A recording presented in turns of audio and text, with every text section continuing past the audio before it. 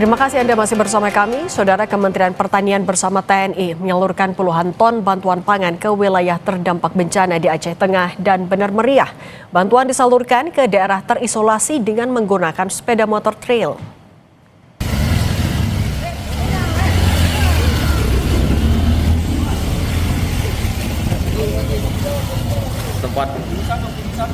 Kementerian Pertanian bekerja sama dengan TNI menyalurkan bantuan pangan bagi masyarakat terdampak bencana di Kabupaten Benar Meriah dan Aceh Tengah. Sebanyak 10 ton beras didistribusikan melalui jalur darat dengan melibatkan 100 prajurit TNI bermotor dari Korem 011 Lila Wangsa. Pendistribusian menggunakan motor trail dilakukan untuk menjangkau wilayah terpencil dan medan sulit. Setiap personel membawa sekitar 25 kg beras. Jalur alternatif untuk pendistribusian logistik bisa dilalui untuk memastikan bantuan sampai ke daerah terisolasi. Penyaluran ditargetkan selesai dalam waktu 2 hari.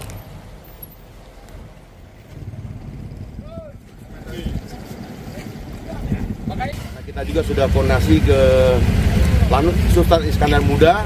Hari ini juga akan dikirim 8 ton via Hercules. Ya. Jadi nanti spesialisasinya untuk Korem ini adalah daerah-daerah yang sangat terisolir, yang tidak tersentuh atau yang belum tersentuh atau jarang tersentuh oleh bantuan-bantuan yang selama ini sudah mengalir ke masyarakat. Hamparan tumpukan kayu terlihat di area Pondok Pesantren Darul Mukhlisin yang terletak di Desa Tanjung Karang, Kabupaten Aceh Tamiang, Aceh. Lumpur, sampah, serta tumpukan kayu memenuhi area masjid dan lingkungan pesantren. Pembersihan terus dilakukan prajurit TNI sebagai bentuk respons cepat pemulihan pasca bencana banjir dan longsor. Lumpur yang mengendap di dalam masjid mulai dikeluarkan, sementara halaman dan selokan secara perlahan mulai ditata kembali.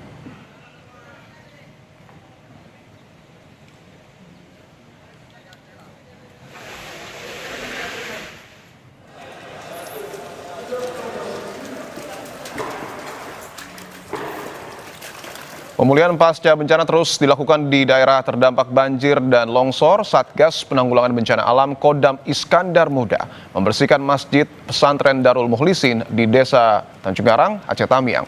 Pembersihan dilakukan secara gotong royong dengan mengeluarkan lumpur yang mengendap di dalam masjid. Pembersihan rumah ibadah dilakukan agar aktivitas keagamaan dan kegiatan pendidikan di Pesantren Darul Mukhlisin dapat kembali berjalan normal.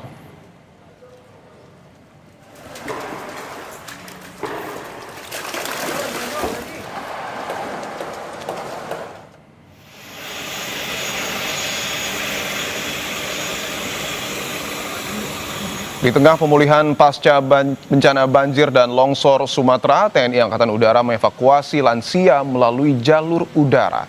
Pasien dievakuasi menggunakan pesawat angkut Super Hercules TNI Angkatan Udara dari Bandara Rembele, Kabupaten Benar Meriah, menuju Lanut Suwondo, Medan. Setibanya di Lanut Suwondo, pasien lansia berusia 85 tahun tersebut langsung dievakuasi menggunakan ambulans menuju Rumah Sakit Murni Teguh, Medan, untuk penanganan lebih lanjut. Pemilihan jalur udara dalam evakuasi ini dinilai efektif untuk mempercepat proses rujukan medis, terutama di tengah keterbatasan akses darat pasca bencana.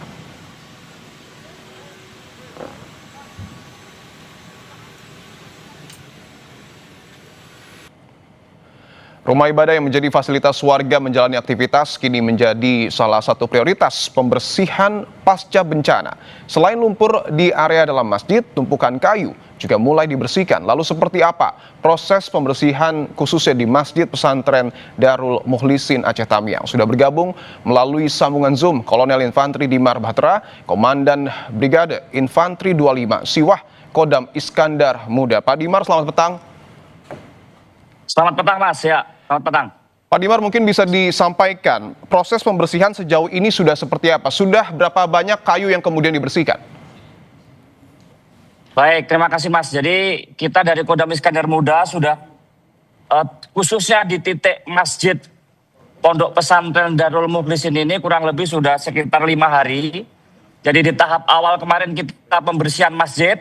Masjid sekarang 95% sudah oke, lumpur semuanya ketebalan kemarin 60 cm sudah semuanya dibersihkan.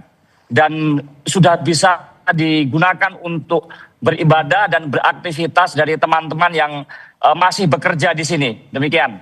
Oke, alhamdulillah masjid sudah 95% membaik ya Pak, karena saya juga sempat ke sana dan memang tebal sekali lumpur yang ada di sana. Yang menjadi tantangan Betul, juga betul. soal kayu Pak, karena di hamparan Pondok Pesantren Darul Mukhlisin ini luar biasa banyak kayu yang ada di sana. Proses pembersihannya sejauh ini seperti apa? Baik, terima kasih. Jadi ini kita dari 3 hari yang lalu sudah mendapatkan perkuatan full bantuan alat berat dari seluruh pihak dalam koordinasi terkoordinir oleh BNPB. Jadi termasuk ada bantuan perkuatan dari pasukan Angkatan Darat, yakni dari Zipur 10 Kostrad dan Batalion Teritorial Pembangunan dari Depok. Jadi kita bersama-sama saat ini alat berat semuanya total kurang lebih ada sekitar 40. Jadi 30 eksavator dan 20 doser, kemudian ada 60 senso. Jadi kita bersama-sama dengan seluruh pihak, TNI, kemudian ada BPJN, kemudian ada BNPB tentunya, rekan-rekan dari kepolisian dan seluruh termasuk Kementerian Kehutanan, pemerintah daerah tingkat 1 dan 2, semuanya kolaborasi termasuk dengan relawan untuk membersihkan kayu. Ya, demikian. Oke, ada 40 alat berat yang digunakan. Untuk proses pembersihan kayu ini Pak, kayunya dibawa kemana? Jadi begini, kayu ini nanti konsepnya adalah diambil, dipisahkan antara yang bisa dimanfaatkan dan tidak bisa dimanfaatkan. Yang tidak bisa dimanfaatkan nanti akan ditimbun di dalam areal perumahan pondok pesantren sehingga akan mengurangi mobilitas dan nantinya juga akan menjadi tanah, bahkan akan mampu meninggikan level halaman dari pondok pesantren. Kemudian yang bisa dipakai nanti akan dikelola oleh pemerintah daerah dan kementerian atau dinas sosial, nantinya akan dimanfaatkan untuk hunian masyarakat yang saat ini terdampak, nanti akan menjadi bagian untuk membantu masyarakat baik dalam konsep mandiri, hunian sementara sampai dengan hunian tetap. Demikian. Untuk estimasi waktunya Pak, karena sekali lagi bahwa hamparan kayu itu begitu banyak, begitu luas, estimasi mungkin target selesainya untuk pembersihan kayu ini sampai kapan? Baik, untuk di titik Pondok Pesantren Darul Mukhlisin ini kurang lebih 1 minggu. Ini untuk kayu yang bersifat kayu besar dan bisa dikelola, termasuk yang sampah-sampah kecil ini kurang lebih dalam 1 minggu ke depan, insya Allah bisa dibersihkan. Meskipun masih ada lapisan-lapisan lumpur dan sampah-sampah kecil yang itu juga butuh waktu karena sebagian masih terendam air dan ada lumpurnya dan itu butuh waktu. Tetapi yang pokok kayunya 1 minggu ke depan mudah-mudahan bisa lebih cepat bisa dibersihkan. Ya. Selain fokus di Pondok Pesantren Darul Mukhlisin Pak, untuk tim Pak Dimar sendiri ini bertugas di mana saja? Apakah juga membersihkan tumpukan kayu lain ataupun material lumpur di wilayah sekitar? Begini, jadi saya perwakilan dari Kodam Iskandar Muda yang diperintahkan oleh Pangdam untuk menghandle titik pokok yang berada di Kabupaten Tamiang. Jadi pekerjaan kita holistik menyangkut seluruh aspek dan sektor yang berada di Kabupaten Aceh Tamiang. Dari mulai menghidupkan dan aktivasi sektor-sektor publik, PLN, Telkom, akses jalan, RSUD, kemudian termasuk Puskesmas, itu menjadi agenda kita dan yang di tahap awal yang cukup krusial di 1 minggu awal adalah dorongan logistik kepada masyarakat kita yang dia terdampak karena di 1 minggu awal setelah terbuka akses komunikasi, bantuan logistik itu kurang lebih 1 minggu untuk distribusi sampai dengan titik paling jauh. Bahwa fasilitas umum alhamdulillah sudah dibersihkan, kemudian juga pondok pesantren sudah dibersihkan. Yang jadi tantangan adalah rumah warga. Bahwa lumpur di rumah warga juga begitu banyak, Pak Dimar. Apakah ada target khusus penyelesaian material lumpur di rumah warga? Karena ini juga sempat dikeluhkan oleh sejumlah warga di sana. Betul. Jadi begini Mas.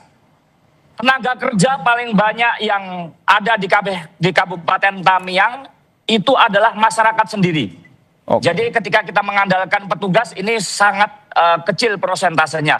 Tetapi yang bisa dilakukan oleh negara dan pemerintah adalah bertanggung jawab terhadap akses-akses pokok seperti jalan, PLN, PDAM, Pertamina, kemudian fasilitas umum, rumah sakit, sekolah, masjid, itu nanti kita handle. Ketika jalan itu nanti udah kita bersihkan, masyarakat dia bisa bergotong royong mengeluarkan lumpur dari rumahnya ke depan. Sehingga nanti di situ akan ada kendaraan yang akan mengangkut, membuang lumpur-lumpur itu ke sektor yang ditentukan oleh nanti pemerintah. Demikian untuk tekniknya. Oke, bahwa target fasilitas umum ini menjadi fokus dari TNI. Apakah ada target khusus, Pak, berapa lama fasilitas umum di seluruh Aceh Tamiang ini akan dibersihkan dan mudah-mudahan bisa kembali beroperasi? Oke. Fasilitas umum saat ini semuanya sudah berada di level 60 sampai dengan 75% lah. Ada beberapa titik yang sudah sudah clear, ada yang sekitar di persentase 60. Itu target dan gambaran situasi sampai dengan progres sejauh ini. Kalau fasilitas umum ya, fasilitas umum seperti kantor bupati, kemudian jalan, rumah sakit, kurang lebih 60 sampai dengan 80%. Baik, terima kasih Kolonel Infantri Dimar Bahtera, Komandan Brigade Infantri 25 Siwah, Kodam Iskandar Muda. Terima kasih dan salam untuk prajurit TNI di sana, Pak. Terima kasih. Mohon doanya.